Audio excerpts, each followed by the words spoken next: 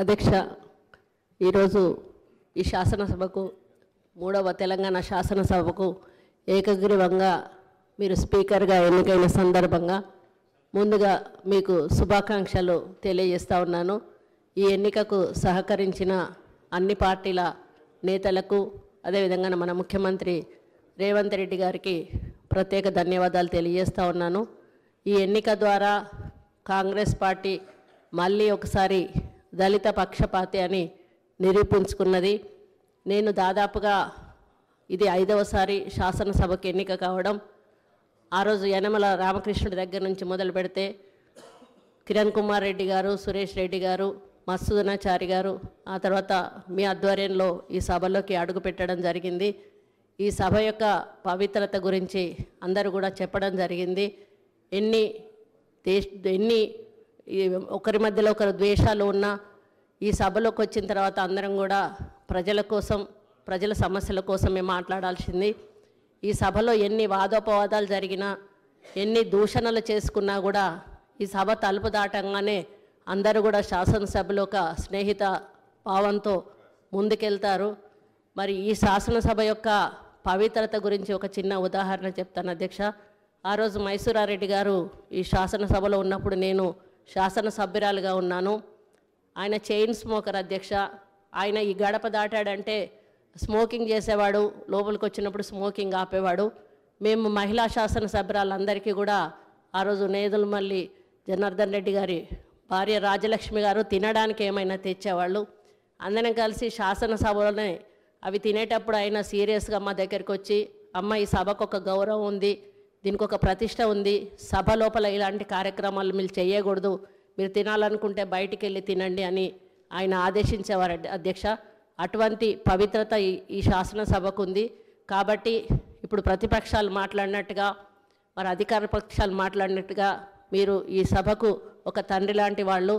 అదేవిధంగా నాలాగా ఒక ఎంపీటీసీ స్థాయి నుంచి, ఎంపీపీ స్థాయి నుంచి ఈరోజు స్పీకర్ స్థానానికి రావడం మామూలు విషయం కాదు అధ్యక్ష. మీరు మీ బాధ్యతలను అందరూ కోరినట్టుగా నిష్పక్షపాతంగా నిర్వహించి ఈ శాసనసభకు ఒక హుందాతనాన్ని ఇస్తారని ఆశిస్తూ ఉన్నాను అధ్యక్ష. మామూలుగా పదవితో కొంతమందికి వన్నె వస్తుంది, కానీ మీ పదవితో మీరు పదవికి వన్నె తెస్తారని మీ వ్యక్తిత్వంతో నేను ఆశిస్తూ, మీ ద్వారా ఈ శాసనసభ మంచి సాంప్రదాయాలతో, మంచి ఆలోచనలతో ముందుకెళ్ళి ప్రజా సమస్యల పరిష్కార దిశగా నడవాలని కోరుకుంటూ సెలవు తీసుకుంటూ మళ్ళీ ఒకసారి మీకు శుభాకాంక్షలు తెలియజేస్తున్నాను అధ్యక్ష. శ్రీమతి పద్మావతి రెడ్డి గారు.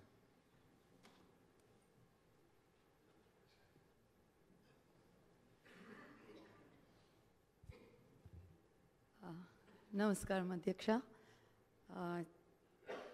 చాలా సంతోషం అధ్యక్ష ఈరోజు నాకు ఇప్పుడు ఛాన్స్ ఇచ్చినందుకు.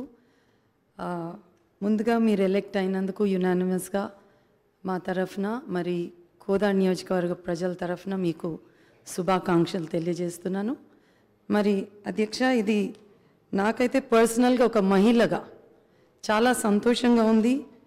మీరు 8 మంది సిస్టర్స్ మధ్యన మీరు వారిని మంచిగా చూసుకున్నందుకు మరి మా మహిళలు అందరి తరఫున నాకు పర్సనల్గా చాలా సంతోషంగా ఉంది. మా రైట్స్ కూడా మీరు కాపాడతారని పూర్తి నమ్మకం కూడా ఉంది అధ్యక్ష. మరొక్కసారి మీకు నేను నా బెస్ట్ విషెస్ మీకు తెలియజేస్తున్నాను అధ్యక్ష. Thank you. శ్రీ కాళే యాదయ్య గారు.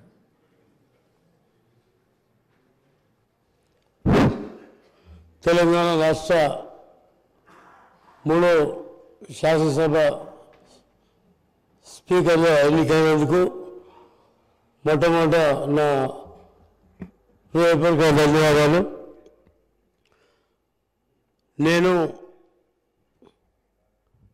మీరు పవిత్ర స్నేహితులం. ఎందుకంటే నేను ఒకటేసారి ఎంపీటీసీలం, ఒకటే నియోజకవర్గం. మరి ఆ రోజు ఇద్దరం కలిసి వికారాబాద్ సీటుకు 4 సార్లు కొట్లాడినాం. ఇద్దరం కూడా 4 సార్లు వికారాబాద్ సీటుకు కొట్లాడినాం. కాలక్రమేణా 2008లో మరి రాజశేఖర రెడ్డి సాబ్ మరి నీకు నాకు నచ్చజెప్పి ఆ రోజు నీకు టికెట్ ఇచ్చిన తర్వాత ఆ రోజు లాస్ట్ ఎలక్షన్లో నామినేషన్ వేయలికి పోయేటప్పుడు కూడా అందుకోలేమని చెప్పి నా బైక్ మీద నడిపించుకొని నేను తీసుకుపోయి నామినేషన్ వేయించినటువంటి విషయం గుర్తు చేస్తున్నా. మరి ఎందుకంటే మనం అపూర్వ స్నేహితులం కాబట్టి ఒకటేసారి ఎంపీపీ ఒకటే నియోజకవర్గం వెళ్ళి పక్క మండలాలకు వెళ్ళి ఎంపీపీలుగా ఉండి మరి ఆ రోజు నుంచి ఇప్పటి వరకు మరి కాలక్రమేణా నాకు చేవెళ్ళ టికెట్ రావడం జరిగింది. మరి మీకు వికారాబాద్లో కూడా 2 సార్లు ముఖ్యమంత్రి గారు కూడా వికారాబాద్ పోతావాని కూడా అడిగినాను. మొన్న వికారాబాద్ పోమని కూడా చెప్పిండు. ఆయన కూడా నేను వికారాబాద్ పోను సార్, చేవెళ్ళకి వెళ్ళి ఉంటాను చెప్పి. కాబట్టి ఏది ఏమైనా అందరికంటే ఎక్కువ సంతోషం నాకుంటుంది. ఎందుకంటే నేను ఫస్ట్ టైం తీసుకుపోయినప్పుడు నామినేషన్ నా బైక్ మీద తీసుకుపోయి ట్రాఫిక్లో జామ్ అవుతున్నామని చెప్పేసి బైక్ మీద తీసుకుపోయి నామినేషన్ వేసి ఇచ్చిన సందర్భం. అదేవిధంగా మేడం ప్రచారంలో భాగంగా 2008లో ఒక ఊళ్ళో ఎమ్మెల్యే క్యాండిడేట్ ఏంటంటే మేడం నన్ను చూపించింది, ఆయన ఎమ్మెల్యే క్యాండిడేట్. అలాంటి సందర్భం అంటే ఒక లాస్ట్ ప్రచారం ముగించే సమయం లోపల మరి ఆ ఊరికి రాలేని పరిస్థితిలో వేరే మండలాలు ఉంటే అక్కడ నన్ను చూపించిన సందర్భం ఉంది. కాబట్టి అందుకే మనం అపూర్వ స్నేహితులం అని చెప్తున్నా. మరి అదేవిధంగా అపూర్వ సోదరులం.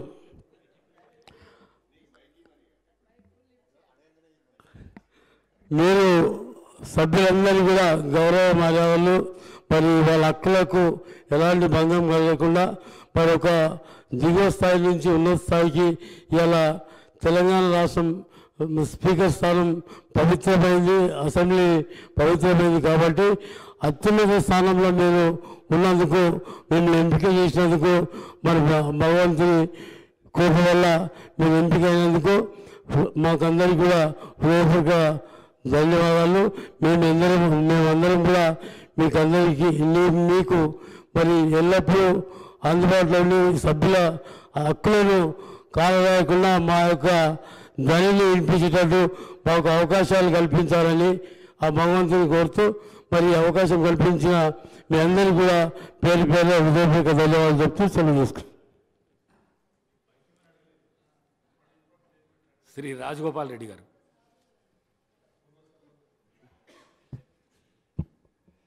తెలంగాణ రాష్ట్ర శాసనసభకు జరిగిన మూడవసారి జరిగిన ఎన్నికల్లో మీరు స్పీకర్గా ఎన్నిక కావడము చాలా సంతోషకరమైన విషయం అధ్యక్ష.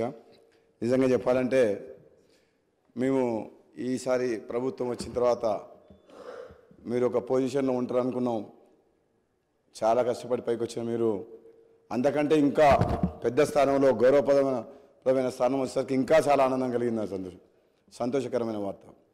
మేమందరం అనుకునేది మా మధ్యన ఉండి స్నేహితుల్లాగా చాలా దగ్గరగా ఉన్న మీరు స్పీకర్ అధ్యక్ష స్థానంలో కూర్చుంటే చాలా సంతోషంగా అనిపిస్తుంది అధ్యక్ష. ప్రతిపక్ష సభ్యులు అందరూ కూడా మాట్లాడినప్పుడు వాళ్ళకి సమయం ఇవ్వాలని కోరుతున్నప్పుడు గత శాసనసభలో నేను కూడా 3.5 సంవత్సరాలు పనిచేసిన అధ్యక్ష. అప్పుడు సభ్యుల సంఖ్య ప్రమాణంగా తీసుకొని నిమిషానికి లెక్క పెట్టుకుంటూ మాటకు అడుగడుగున మాకు అడ్డంకులు ఉండేది అధ్యక్ష. కానీ అలా చేయమని నేను ఇప్పుడు చెప్పట్లేదు అధ్యక్ష. సంఖ్యాపరంగా కాకుండా ప్రజా సమస్యల మీద మాట్లాడేటప్పుడు ప్రతిపక్ష సభ్యులకు తగిన సమయం ఇవ్వాలని, అధికారపక్షమైన ప్రతిపక్షమైన ఈ తెలంగాణ రాష్ట్ర ప్రజలు ఎన్నో ఆశలతో తెలంగాణ రాష్ట్రం సాధించుకున్నారు. కాబట్టి ఈ ప్రజాస్వామ్యాన్ని కాపాడే విధంగా ప్రశ్నించే గొంతుగా ప్రజల పక్షాన ప్రజాప్రతినిధులుగా ఎన్నికై ఈ సభకు వచ్చిన ప్రతి ఒక్కరికి కూడా వాళ్ళ సమస్యలు కానీ, వాళ్ళ నియోజకవర్గ సమస్యలు కానీ, తెలంగాణ రాష్ట్రంలో ఎన్నో ఆశలతో పెట్టుకున్న ప్రజల సమస్యలు కానీ మాట్లాడే అవకాశం మీరందరికీ కూడా కల్పిస్తారని చెప్పి కోరుకుంటూ, ఒక విధంగా చెప్పాలంటే గతంలో జరిగిన చేదు అనుభవాలను నేను చెప్పదలుచుకోలేదు. కానీ సభ్యులందరికీ కూడా అధికార పక్ష సభ్యుల పార్టీ తరఫున మేము మాటిస్తున్నాం.